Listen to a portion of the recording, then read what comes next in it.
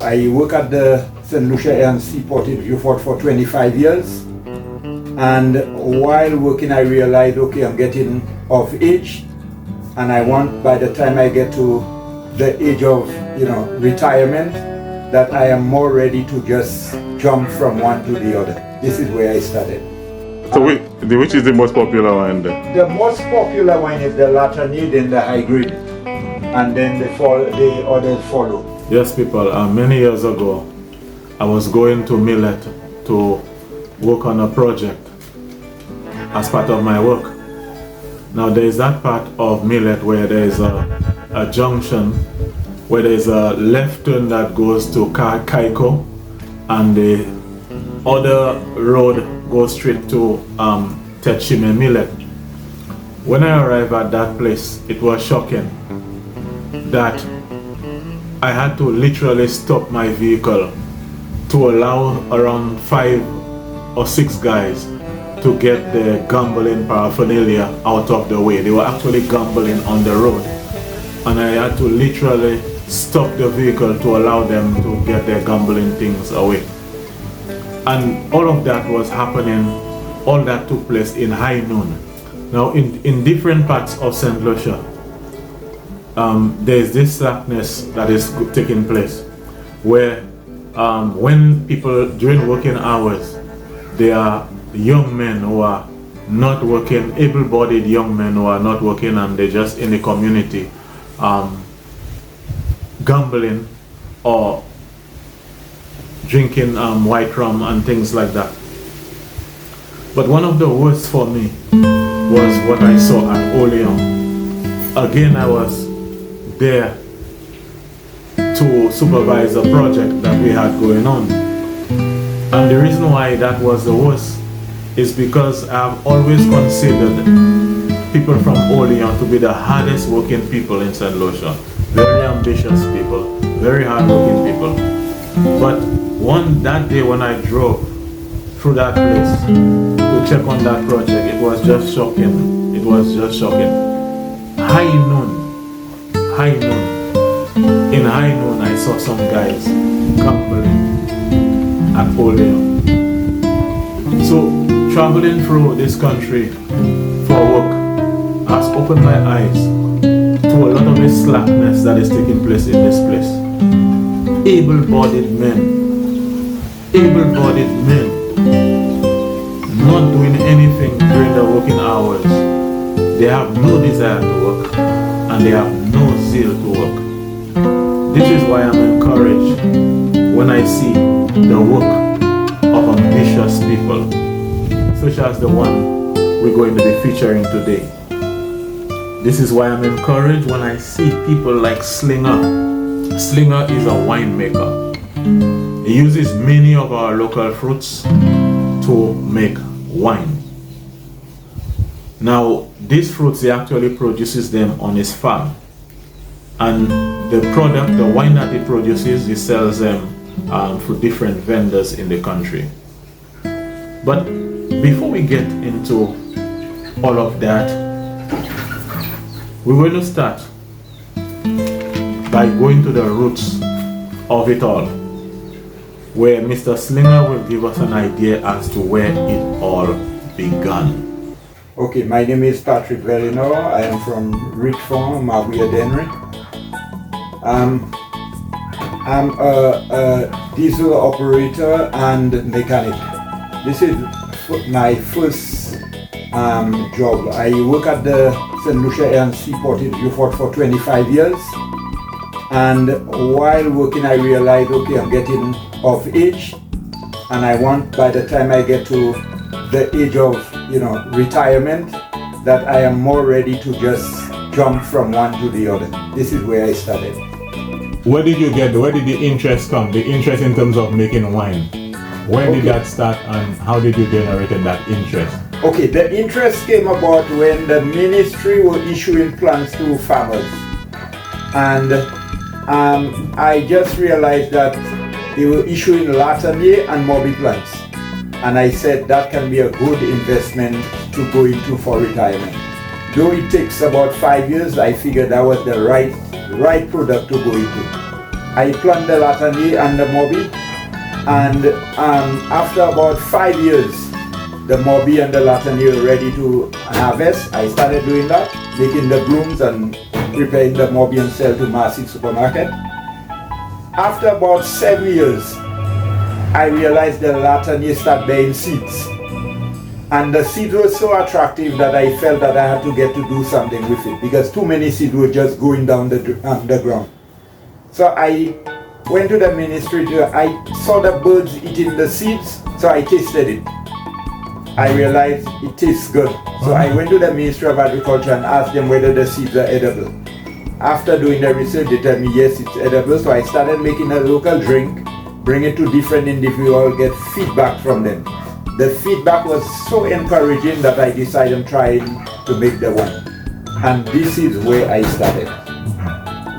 So from the time you started making the wine, how long did it take you before you get a quality wine that you can actually sell, where you're now getting good reviews from your customers?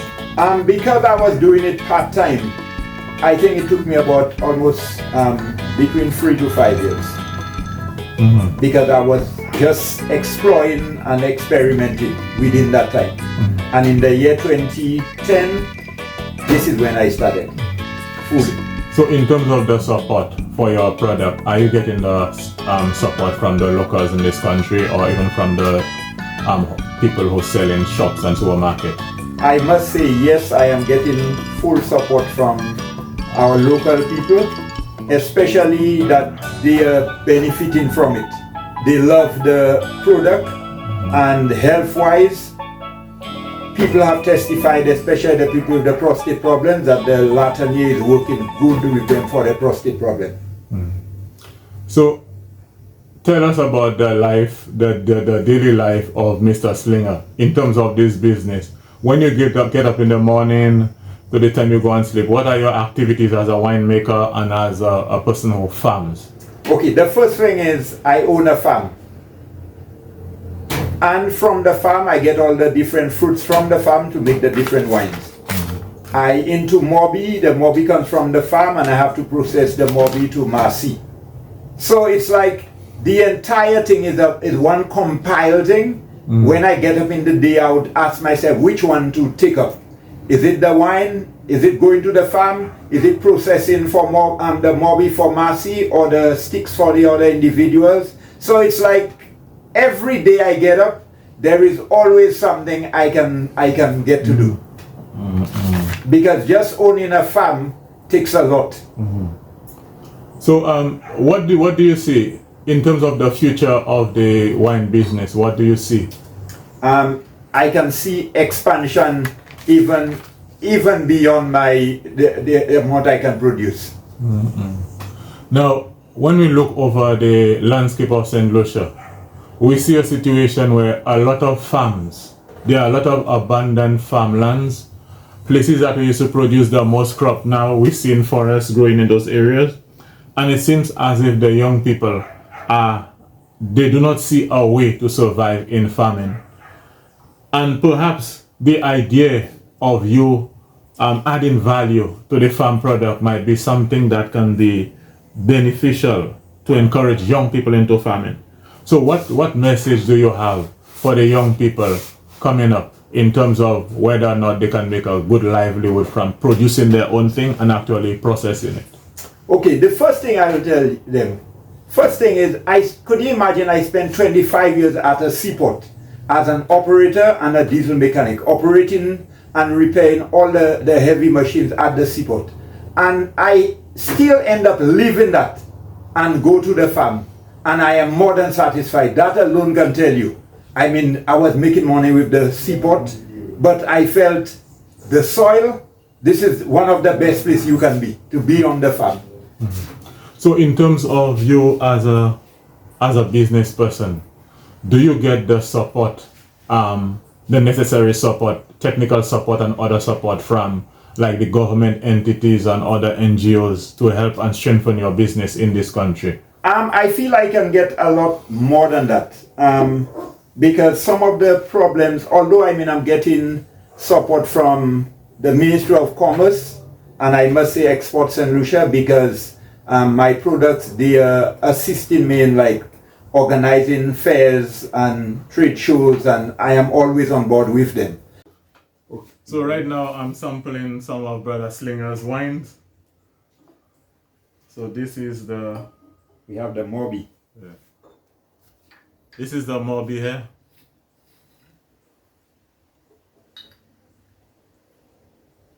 Salud!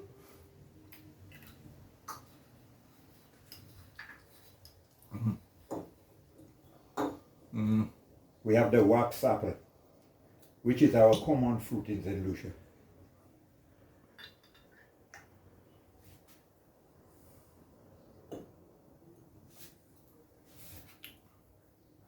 More fire. I don't know if I should save my best for last. Yeah, let's save the best for that. Okay, the best for last, the high grade and the Latanier. Then we have the Sorel.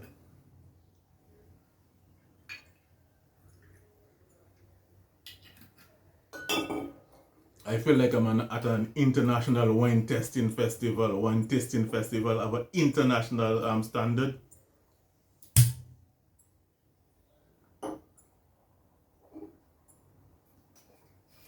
This thing tastes just like the expensive wine that you'll get from France. That's the kind of standard Brother Slinger is giving you here. But the thing is, a lot of times people do not appreciate their local things. They do not realize that there are great people among us. This one is the guava.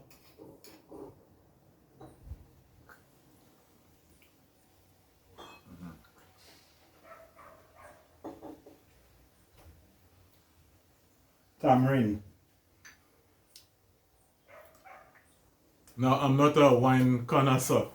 I can't give you the exact description of all of them because I'm not a professional in that area. But nonetheless, I'm very much impressed with all of the tastes that I'm getting right now. That one was what? This last one. Tamarind. Tamarind,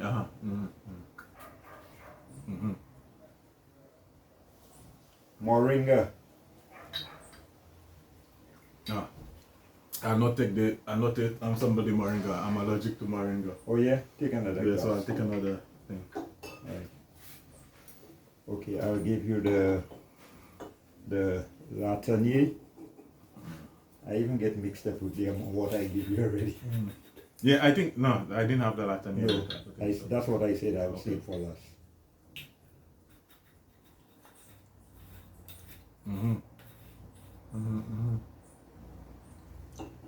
Now the amazing thing is, the Latanier plant, you get to make brooms out of it. Yeah. And then you get to make a wine out of it. Out of the seed.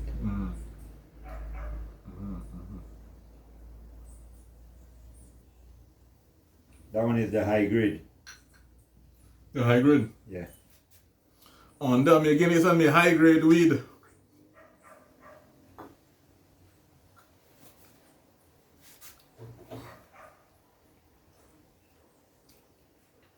The high grade is alright. But I not sample too much of the high grade because I don't know how high the high grade can get me under the This is banana. Banana wine. Yeah.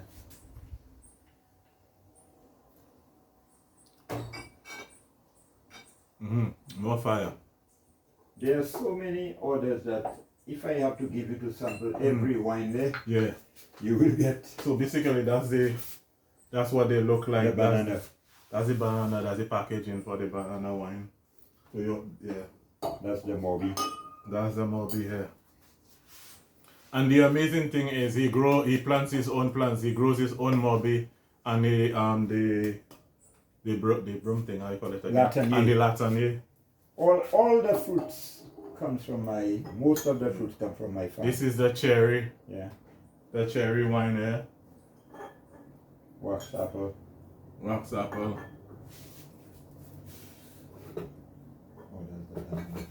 And well, you have the whole line of all the different types. So basically there's everything here. There's everything that you would need in this place here. We have a situation in St Lucia where there is still, even in this 2024, there's still a stigma among a great percentage of the population, where they tend to look down on the agriculture sector. We are seeing situations where a man, a farmer, will make millions of dollars in farming, whereas when his child is ready to choose a career, he will insist that his child do anything other than farming. These same people will have the money from farming to pay for a child to get a university degree, cash, without even taking bank loans. But then they will turn around and not want their children to get involved in the farming enterprise that has been so good to them. Now let's contrast that with the situation that I actually saw in America.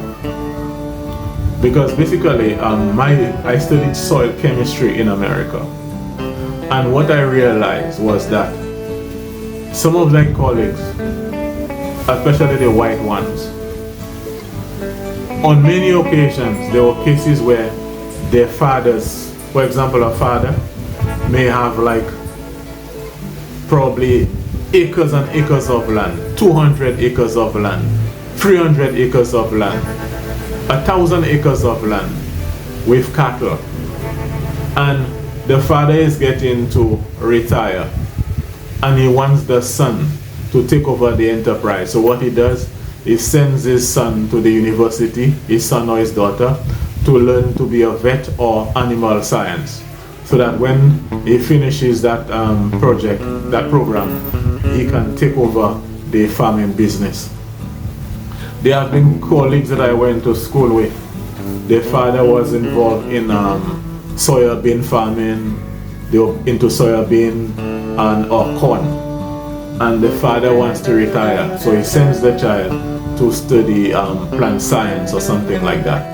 Just juxtapose it to our situation in St Lucia. A man will make millions of dollars, and he will not want his child to continue in the same enterprise that made him a millionaire. That kind of mentality comes from slavery. Definitely, that mentality comes from slavery. You'll get a situation where you'll have a person who has done well in the transportation business, and his child does very well in school, and the child will go and study all other things except for studying something that will help him come back and strengthen the transportation business that his father started. So we see that a lot in that kind of discontinuity, that kind of thing where people look down on farming and agriculture, even when that was what actually built them up and made them and established them. They do not really want to see their children doing it, and that is that's a very serious problem. Because what happened is we can have a situation where the parents were able to bring the farm to a certain level, but the child can come after and take it to the next level. Because a lot of the primary industry we have is like, primary industry is really when you're producing things, material directly from the soil, but you need to add value to it. Now the part where you add value to it, that's secondary industry, and sometimes that is where we really need the help from the young people, or what they would have learned from university, to take the thing to the next level. And so it is very encouraging when you see people like Slinger actually has the knowledge and the competence to blend the primary industry, what you produce on your farm, and actually make something out of it to add value in it. In his case, you see how he was able to produce the Moby and make Moby wine out of it. He even has this high grade, where from the marijuana he makes marijuana wine out of it. He has cherries, where he makes cherry wine out of it. Tamarind, where he makes tamarind wine out of it. And these are the kind of things that we need to be doing in this country. Because too often when you go to the supermarkets, simple things that can be produced here, you find yourself importing that from other countries. And it is getting to be a shame where you have all these people graduating from university and everybody expects to get a job with the government, and they coming back to the country and they do not know how to add value to things. They do not know how to use the knowledge that they get to actually better the way we do things in this country.